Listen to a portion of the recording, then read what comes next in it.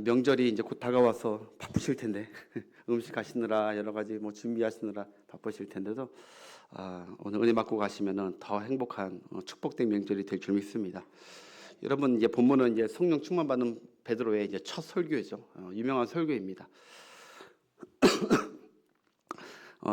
사실 이 베드로 설교하는 저로서는 이 본문 말씀이 굉장히 큰 부담이 됩니다.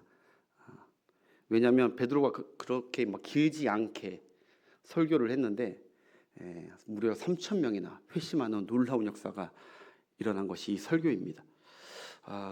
베드로가 이 설교할 때 그것도 여러분들처럼 지금 들으려고 마음을 활짝 열고 이렇게 있는 청중들이 아니라 베드로가 지금 이때 설교하는 이 청중들은 어떤 청중들이냐? 적대시하는 청중들이었죠.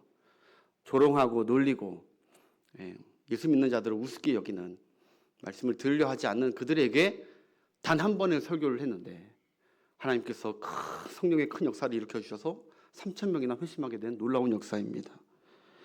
그들이 다 설교를 듣고 그 강팍했던 마음이 노그라들면서 어찌할꼬 스스로를 회개하면서 죄를 깨달으면서 뒤집어지는 역사.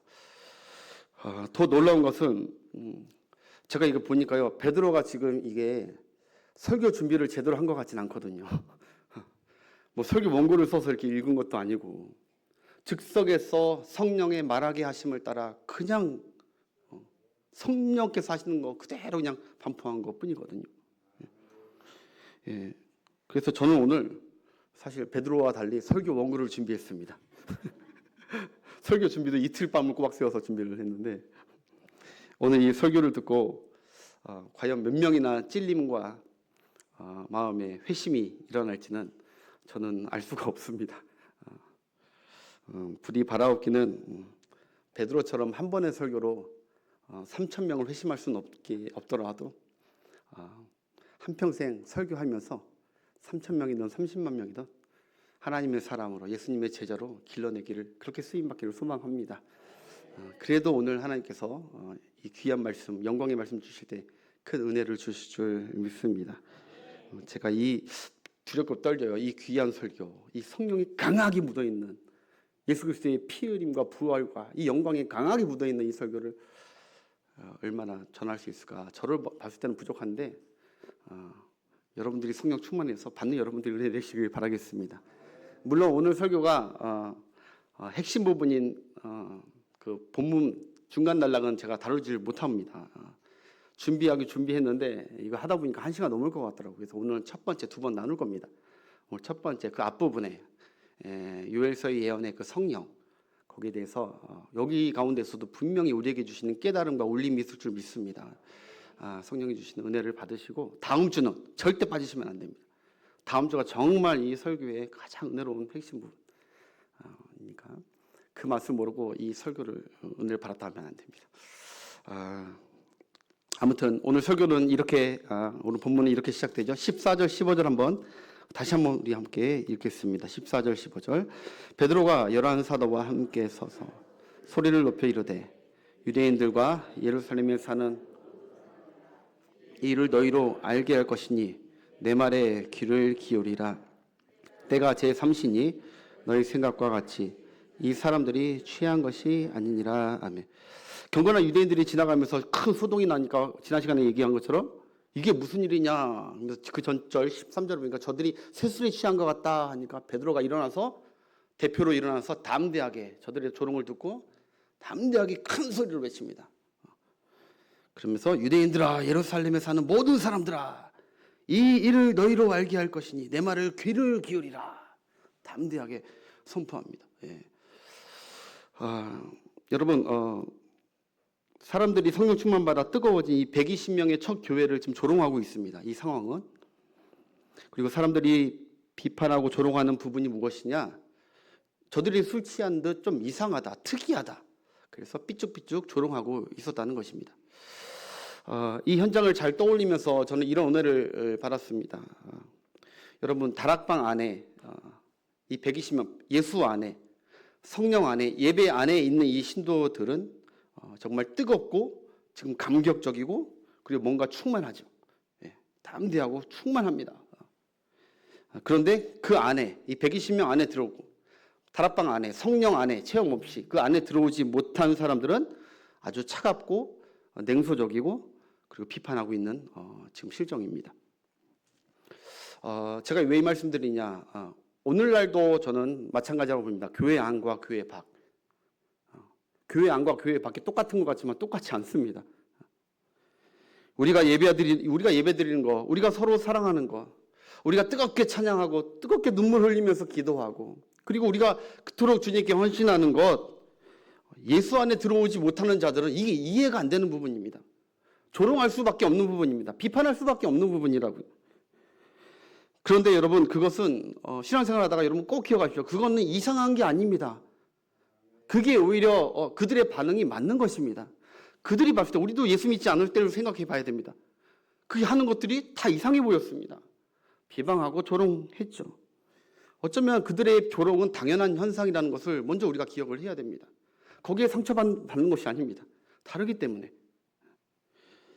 여러분, 그렇다고 이게 교회 안과 교회 밖, 신자와 불신자들의 문제만도 아닌 것 같습니다. 여기서부터 좀 잘 들으십시오.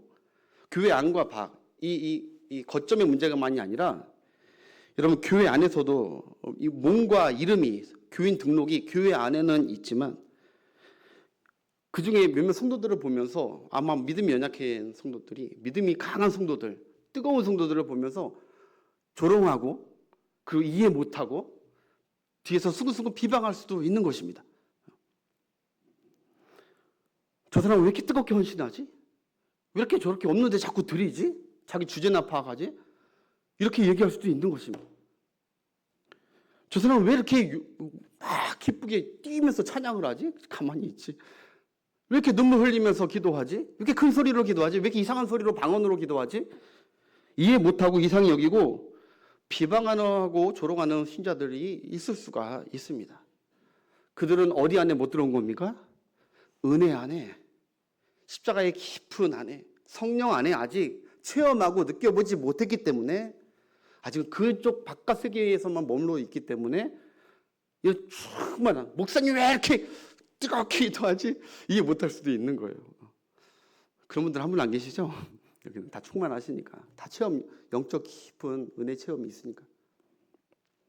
여러분 저도 그랬어요. 모태신앙이었 저도 학생 때 중고등학교나 이럴 때 저는 기도원 가거나 부흥회 하면은 막 이해할 수가 없는 거예요. 이상한 집단 같은 거예요.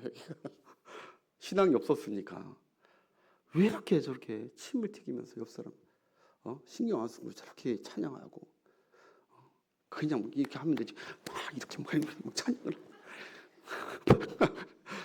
왜 기도원 가면은 가슴을 지금 땡글땡글 드글면서 왜 이렇게 그렇게 하는지. 떼굴떼굴 구는 사람들 많았어요. 저 죽고 하늘산 기도원 가고 갈매산 기도원 갔을 때 떼굴떼굴 강남 기도원 갔을 때 구르는 사람들이 많더라고. 그리고 막 찬양이 나오는데 몇몇 사람들이 찬양 나오면요, 기도원 같은 데 가면은 찬양 나오면 앞에 강사님이 찬양을 딱 부르면 여기 몇몇 사람들이 여자분들이 이렇게 앞으로 나와가지고요, 이렇게 막 찬양을 해요. 아시는 분 아시죠? 예. 그냥 가만히 있지를 않아요. 그 은혜 체험이 없었던 저는 그게 이해가 안 되는 거. 아이고 좀 이상하다. 그만하고 싶다. 내려가고 싶다. 그런 적이 많이 있었어요. 왜 이렇게 떼굴떼굴 구는지, 왜 이렇게 금식하는지 그런 것도 이해가 안 되는데 은혜 받고 이제 성령의 깊은 충만함을 제가 경험하고 나니까 20대 때 경험하고 나니까 그때야 이제 누가 하지 말라도 내가 그거 하고 있더라고요. 선거지에서 제가 떼굴떼굴 구르고 있더라고요. 눈물 콧물 바닥에 달다다 흐르고 있더라고요. 그때야 비로소 알게 되더라고요. 이렇게 하지 않을 수 없구나. 내 죄 통탄하면서 이렇게 이 더러운 죄를 하나님이 해결해 달라고 호소할 수밖에 없구나. 그리고 하나님의 그 깊은 은혜가 너무 감격해가지고 막 천국과 같구나. 나갈 때 막 천국과 누가 날 뺨을 때려도 막 웃을 것 같은 그런 기쁨 체험. 그런 체험들 다 있으셨을 줄 믿습니다. 식어지면 안 되는데 그걸 했는데 오히려 지금 그에다가 지금은 이제 21세기에 경건하게 해야 돼. 그거 진짜 큰일 날 신앙의 위험 요소입니다. 하나님이 주신 귀한 은사인데 체험인데 남들 볼 때 막 그렇게 못할 뿐이죠. 본인이 개인 경건 생활하면서 그것을 계속 유지해 나가야 되는데. 할렐루야. 여러분, 오래전 제가 예화, 어떤 분에게 들은 예화에 떠올라서 이 말씀을 준비했는데, 유럽에 다니신 분들은 유럽 성당들을 좀 다녀보신 분들도 계실 거예요. 저는 아직 안 가봤습니다. 저는 그냥 TV로만 봤죠. 다큐멘터리나 이런. 세계로 여행. 여기 보면은 여러 성당들이 많은데요. 독일에 보면은 바로 이 퀼린 대성당이라고 가신 분들도 있을 거예요. 너무너무 유명한 곳이니까. 너무 많으니까 유럽은 큰 성당들이. 역사와 전통이 있죠. 근데 여러분 여기 잘 보시면 겉모습 외관을 보면 이렇죠. 약간 잿빛이 아직 보여주면 안 되죠. 약간 잿빛이 들잖아요. 창문들 보고 다 보면은 컴컴하고 어둡고 잿빛이 있단 말입니다. 바깥에서 보면 이상하고 특별한 게 하나도 없습니다. 저기 뭐가 유명하지? 물론 이렇게 건물 자체는 위대할 수 있지만 저기 뭐 안에 뭐가 뭐 대단한 게 있다고 밖에 보니까 시커먼데. 그런데 막상 아까 이때 틀어줘야죠. 성당 안으로 딱 들어가면 여러분 똑같은 시간인데 성당 안에서 보면 이 모자이크 처리로 빛이 광채가 반사되면서 안에는 밖에 보는 그 창문이 밖에서 봤을 때하고 다른 거예요. 아름답고 웅장하고 경이롭고 멋진 빛을 방사되니까 막 보석과 같이 나오는 그걸 보면서 경탄한다는 것이죠. 형용할 수 없는 아름다운 광채를 목격하게 됩니다. 그래서 바깥에서는 절대로 이 안에 있는 이 아름다움을 결코 체감하거나 맛볼 수가 없는 것입니다. 그래서 밖에만 보고 그냥 가버리면은 그 퀼린 그 성당 별거 없더라. 평점 1점 주고 별표 별표 하나도 안 주고 그렇게 갈 수도 있는데 그 사람은 진짜 그 안을 못 봐서 그래요. 이 성당들의 진짜 아름다움과 웅장함과 진면목은 안으로 들어올 때 비로소 그 신비와 경탄에 이게 왜 국보급인지 그때 깨닫게 되는 것이죠. 사랑하는 여러분, 제가 왜 이 말씀드리냐? 교회를 다녀도요, 은혜 안에 이 성령 충만한 깊은 은혜 안의 경험, 십자가를 경험한 깊은 은혜의 경험이 없으면 우리는 이제 종교인이 돼버리는 거예요. 에이, 판단이나 하고 왜 저렇게 안 돼? 왜 저렇게 안 돼? 조롱이나 하고 열심히 열심히다 뭐라고 하고 열심 없으면 열심 없다고 뭐라고 하고 자기에 대한 체험적 신앙이 사라져 버리니까 판단하고 비판을 하는 거예요. 신앙생활에 경탄과 참맛을 없는 거예요. 여러분 오늘 그런 분들 계시면 오늘 이 밤에 성령 충만함으로 은혜에 깊이 들어가셔서 하나님의 신령한 것들을 체험하면서 하나님을 경외하면서 확실한 체험 가운데 더 활력 있는 능력 있는 신앙생활 되시길 바라겠습니다. 십자가를 밖에서 바라봤던 사람들은 모릅니다. 십자가의 은혜가 왜 십자가를 할 때 왜 저렇게 눈물이 나고 왜 십자가를 위해서 몸을 버려서 자기 삶을 드리면서 왜 내가 내 모든 걸 다 쓰이고 몸을 다 드리고 생명을 다 드리며 인생을 드리면서 십자가 복음을 전하는지 왜 몸이 아파 죽을 것 같은데 저 그래도 거기 나가가지고 암이 걸렸어도 거기 가가지고 하나님의 복음을 전하는지 십자가에 깊이 있는 그 깊이를 들어가지 않는 한 모르는 거예요. 그러면서 뒤에서 조롱하고 비방하는 거예요. 여러분 그런 분들 한 분도 안 계시길 축복합니다. 다들 여러분들 신앙생활 거듭할수록 알의 깊이가 아니라 십자가 능력의 깊이, 성령의 능력의 깊이로 사로잡히는 여러분 되시길 바라겠습니다. 예, 이전에 깨닫지 못하고 몰랐던 표현 못할 신비한 충만이 있는 거예요. 교회 다녀도 똑같대. 교회 다녀도 내 삶에 달라진 게 하나 없대. 교회 안에 다녀도 내 안에 평안이 절대 없대. 매달려야 됩니다. 경험해야 됩니다. 밖에서 아까 봤지만 성당 밖에서만 보고 별거 없네 라고 평생 그렇게 외치다가 안타깝게 물론 구원을 받겠죠. 하나님의 깊이 있는 은혜들은 약속들은 성취하지 못하는 안타까운 인생이 아닐까 싶습니다. 사랑하는 여러분 다시 한번 말씀드리면 혹시 여기에도 외부인들 계시면 안으로 들어오시길 바랍니다. 혹시 들어왔다가 안에 있던 거 까먹고 아직 지금 밖에서 비방만 하고 계시면 남들이 신앙생활 하는 거 남들이 헌신하는 거 그런 거 뭐라고 지금 막 조롱하거나 삐죽삐죽하고 있다면 안으로 다시 들어가셔야 돼요. 그것이 여러분들이 살아가고 그리고 여러분들이 성령 충만하고 이기게 되는 하나님께 인정받는 여러분들의 믿음인 줄 믿습니다. 네, 밖에서 배우하지 마세요. 절대로. 저도 안 하려고 합니다. 내가 몰라서 그러지. 여러분 가룟 유다처럼 예수님께 옥합과 그 사랑, 그 헌신을 깨뜨렸던 그 가룟 유다처럼 그 비방하고 있으면 예수님이 마음 아파하는 것이죠. 이 여인은 정말로 예수님이 얼마나 고마웠고 은혜로움인지 체험했기 때문에 아무것도 아깝지 않은 거예요. 내 삶도, 내 물질도, 내 앞으로 앞날도 아무것도 아깝지 않은 거예요. 이건 체감한 사람들만이 아는 것이죠. 그런 분들 있다면 오늘 밤 성령께서 회개케 하시는 은혜가 있기를 바라고, 참 사랑과 은혜 안에 다시 오셔서 다시 사명 감당하시고 다시 충성하고 성령 충만한 여러분 되시길 바라겠습니다. 옆 성도가 주님을 향한 오늘도 뜨거운 눈물과 기도를 할 때 나는 더 깊이 체험하려 부러워하면서, 한국교회가 요새 너무 그것도 그렇지만 신비주의로 가면 안 되지만 신비하게 영적으로 영성 있게 신앙생활하는 사람을, 똑똑하다는 사람들이 진짜 하면서 좀 아는 체 하면서 이 신령한 세계를 묵인하고 교회 다니면서도 그러면서 자꾸 머리로만 계산으로 합리적으로만 하려는 분들이 많은 것 같아요. 저는 그래서 이 폐역한 세대, 머리로 신앙생활하는 분들에게 정말 가슴으로, 경험으로, 체험으로 성령에 이끌려서 그래서 점점 해가는, 그래서 죄도 이기고 그리고 고난도 이기고 역경도 이기고 세상이 감당할 수 없는 거침없이 담대하게 나아가는 여러분들의 멋진 살아있는 신앙들로 승리하시길 축복합니다. 진짜로 경험하고 맛본 사람은 사소한 것에 신경 쓰지 않습니다. 이 말은 꼭 해드리고 싶었어요. 맞죠? 진짜로 경험하고 맛본 사람은 사소한 것에 신경 쓰지 않아요. 진짜 제대로 된 거 경험한 사람은 짜잘한 음식점, 진짜 제대로 된 뚝배기 맛 경험한 사람은 이거에 대해서 왈가불가 뭐라 할 때 찾으면 하지도 않아요. 난 진짜를 아니까. 신앙생활 하다가 여러분 이러네 저러네 하는 감론을박하면서 이게 맞네 저게 맞네 하는 분들은 뭘 아직 몰라서 그래. 긍정하시면 하면 진짜 아는 분들은 그냥 묵묵해요. 나는 맛봤다. 남이 비난하든 뭐하든 나는 안다. 그들이 비방하는 것은 또 하나 보고 싶은 게 있습니다. 여기 보면은 지금 3시인데 취했다라고 나와 있죠. 3시. 3시는 여러분 유대인 시간은 6을 더하면 됩니다. 이거 새벽 3시라는 게 아니라 3시라는 게 아니라 지금 3시, 6을 더하면 오전 9시입니다. 오전 9시인데 취했다고, 술에 취한 것 같다고 놀리고 있습니다.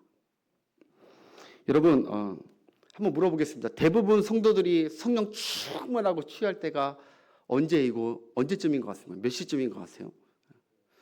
저는 이 별밤 요거 할 때 저녁 8시부터 10시까지가 우리가 성령 누가 찔러도 은혜롭게 할렐루야 할 수 있는 이 시간이 참 귀한 시간이죠. 아멘.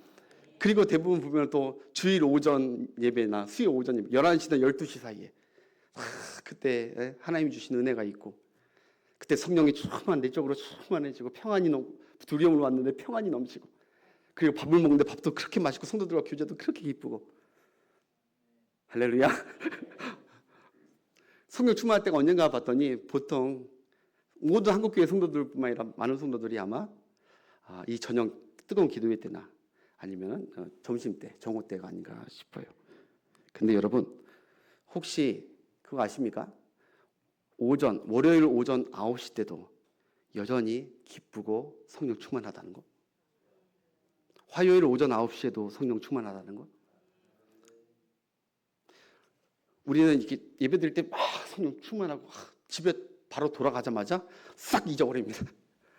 갑자기 제정신이 돌아옵니다. 제정신이 술 취한 게 성령이 취한 게 아니라 갑자기 제정신이 돌아가지고 그때부터 다시 이제 또 이제 하는 거예요. 근데 성령의 충만함을 보면 이상하게 옆 사람들이 주일 9시인데 남들은 다 피곤해하는, 피곤에 충만해 있는데 나는 피곤에 충만하지 않고, 나는 아침 7시부터 요리 준비하면서 성령 충만한 사람은 요리하면서부터 기쁘고 요리하고 24시간이 하나님의 은혜로 충만한 거예요. 그러면서 다른 사람들이 보면서 이상하다.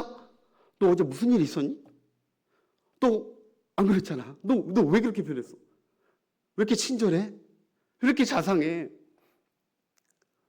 교회 안에서만 성령 충만한 게 아니라 지금 이들은 오전 9시인데도 그 사람들 물론 빌론 조롱하는 거지만 다른 사람들 깜짝 놀라게 하는 거예요. 다른 사람들과 같지 않고 이 9시에 갑자기 왜 이렇게 기쁘지? 왜 이렇게 취한 것처럼 즐겁지? 노래하고 찬양하지? 밖으로 뛰쳐나오지? 그들의 안에 있는 성령이 주신 충만한 그 열정 때문에 가만히 있을 수 없는 거예요. 찬양이 절로 흘러나오는 거예요. 복음을 전하고 싶은 거예요. 그들이 불쌍해 보이는 거예요. 사랑으로 다가가고 뺨을 치더라도 즐겁고, 옛날에 뺨을 치면 몽둥이 들고 와서 때렸던 사람인데, 근데 그게 오전 9시라는 게 우리에게 준 메시지가 굉장히 크다고 봅니다. 할렐루야. 여러분 늘 성령 충만하셔서 새벽에도 은혜 충만하고, 주일 오전 9시에 출근할 때도 피곤함에 충만한 것이 아니라, 염려와 걱정에 충만한 것이 아니라, 하나님의 주신 기쁨과 안도의 평안으로 충만하게 오늘 하루도 맡기면서 충만하는 여러분들 삶이 되시길 주의 이름으로 축복합니다. 그게 뭔가 취한 것 같은 사람이에요. 그래서 세상 사람들이 놀라는 거예요. 초대교회가 놀라는 게 이거예요.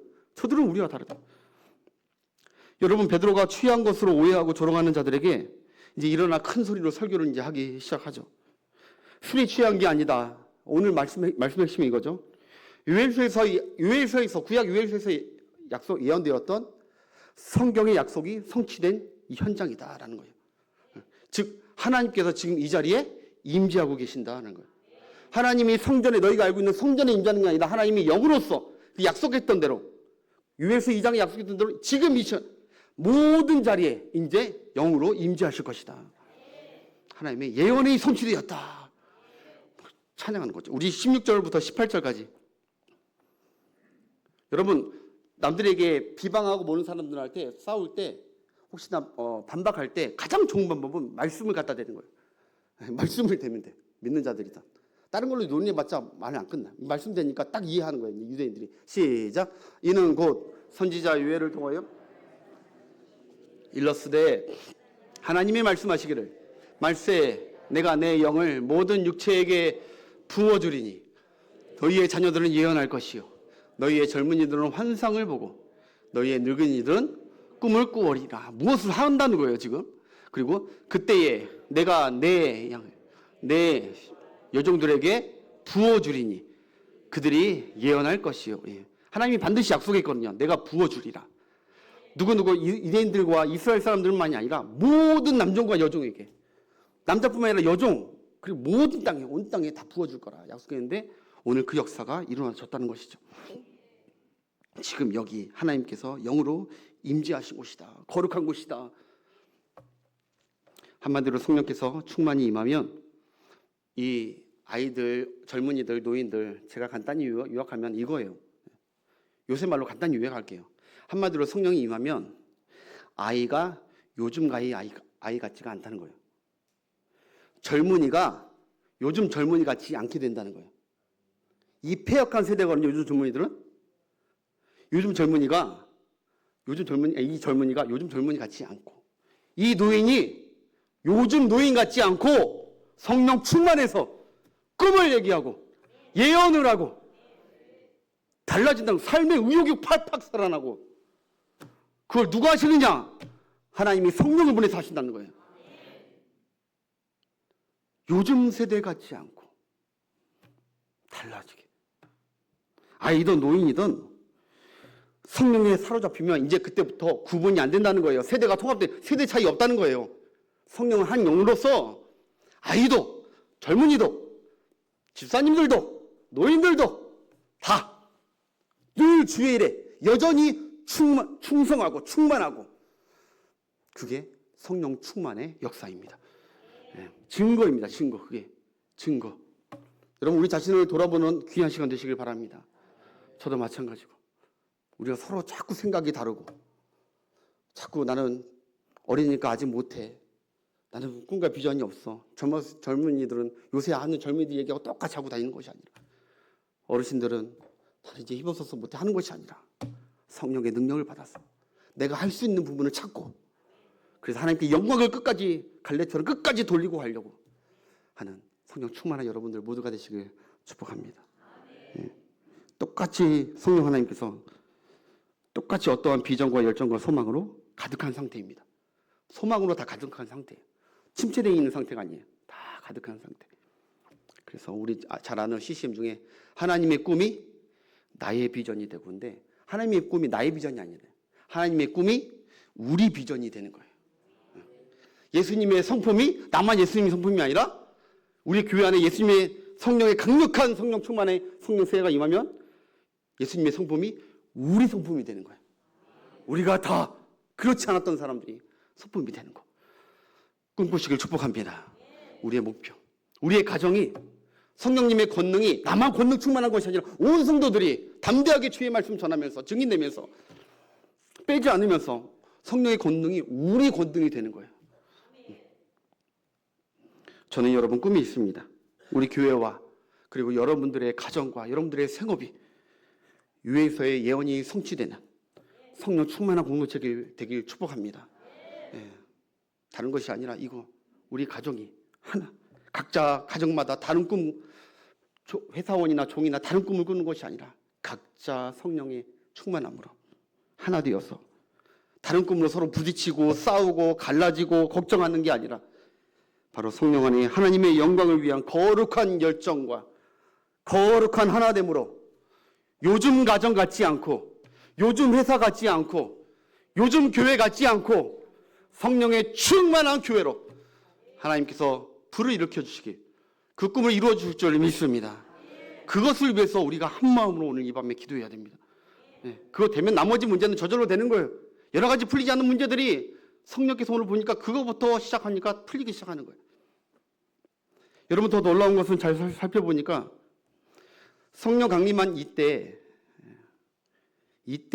유엘서의 예언만 성취된 것이 아니더라고요. 유엘서 예언만 성취된 것이 아니더라고요. 잘 들어보세요. 가만 보니까 오늘 본문은 주님이 예언했던 모든 것들이 성취된 현장입니다. 그동안 주님이 예언했던 것들이 이 성령 충만으로 말미암아 이때 성취가 되었어요.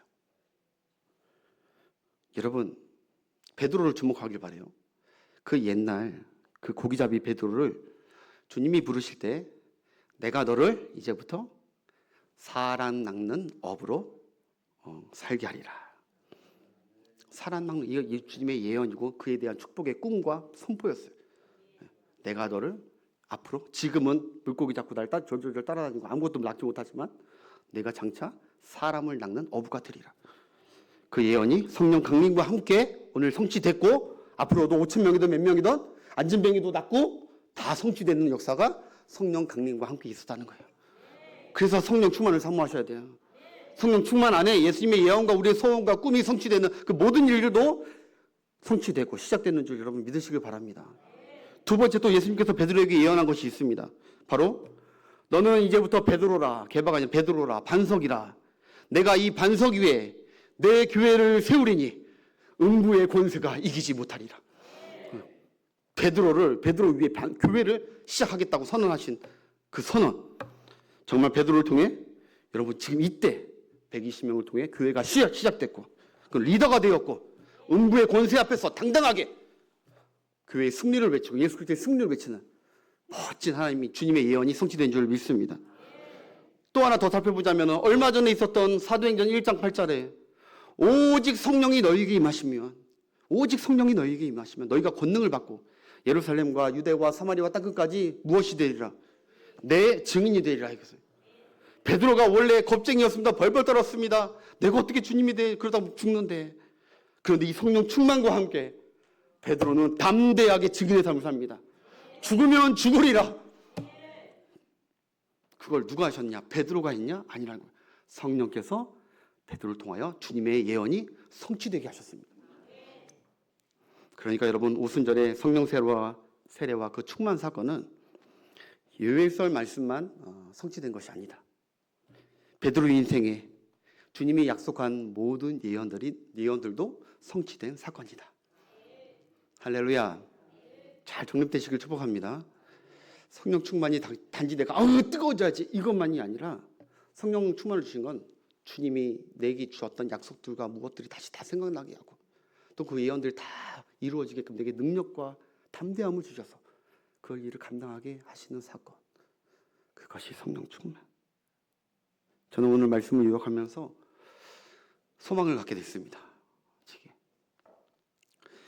연약했던 이 베드로 인생, 정말 조롱받아야 됐던 이 베드로 인생에 주님이 주셨던 약속과 예언들이 성령 충만함과 함께 완전히 반전으로 성취됐듯이 너무너무 정말 주님이 예언했던 약속했던 그 멋진 사람으로 변화됐듯이 여러분과 제 인생에 주신 주님의 그 약속들과 예언들도 여러분 우리가 약속의 성령을 사모하고 성령 충만을 받고 그 가운데 살아갈 때 그 약속은 성취될 줄 믿습니다. 그 예언은 반드시 성취된다고요. 성령 빼고 예언이 성취되지가 않더라고요. 보니까 반드시 하나님은 하나님의 영으로서 말씀을 떠올리게 하시고 붙들게 하시면서 끝까지 성령 안에서 그 약속을 성취해 가실 줄 믿습니다. 그러니 여러분 설마 나에게 그동안 말씀했던 그 하나님의 약속들, 그 예언들 설마 이렇게 부족한 내게 이루어지겠어? 아직도 세월이 많이 지났는데 저번에 설교처럼 이루어지겠어? 약속을 믿는 믿음에서 흔들렸다면 오늘 성령 충만을 사모하시길 바라겠습니다. 이렇게 가망 없는 우리 가정에, 이렇게 가망 없는 내 자녀에, 이렇게 부흥의 가망이 없는 이 대한민국과 우리 교회에 설마 주님의 약속이 성취되겠어? 부흥이 일어나겠어? 변화가 일어나겠어? 라고 반신반의 중이라면 여러분 이 밤에 성령 충만을 간구하시길 축복합니다. 우리는 못하지만 주님은 하시고 주님의 약속은 성취가 되십니다. 여러분 베드로도 그랬을 것입니다. 처음 배에서 베드로 한번 우리가 입장 바꿔서 처음 배에서 주님을 만났을 때 주님이 자기 배에 올라와서 주님이 그 많은 사람들 앞에서 그 파워풀하고 그 은혜로운 설교를 딱 했을 때 그러고 나서 주님이 너도 앞으로 이런 설교할 거야. 너도 이렇게 담대하게 사람들 앞에서 하나님의 천국 복음을 전할 거야. 이렇게 했을 때 여러분 베드로는 아마 말도 안 된다고 피식 웃었을 것입니다. 나같이 부족한 자가 무슨 어부 출신이 예수님이니까 능력이 대단하니까 이렇게 멋진 설교를 했지 내가 무슨 멋진 설교를 하나 웃었을 것입니다. 더 웃긴 것은 아마 베드로도 피식 웃었지만 그 옆에 주변에 베드로를 아는 주변 친구들이 제자들 있잖아요. 요한, 야고보 그 사람들이 더 웃었을 거예요. 뭐? 베드로가? 저 사람이 대단한 사람이 된다고? 웃었을 것입니다. 그런데 여러분 성령께서는 그 주님의 예언과 베드로의 꿈을 현실로 되게 하시는 영이십니다. 주님의 약속은 반드시 이루어지는데 성령을 통해서 이루어집니다.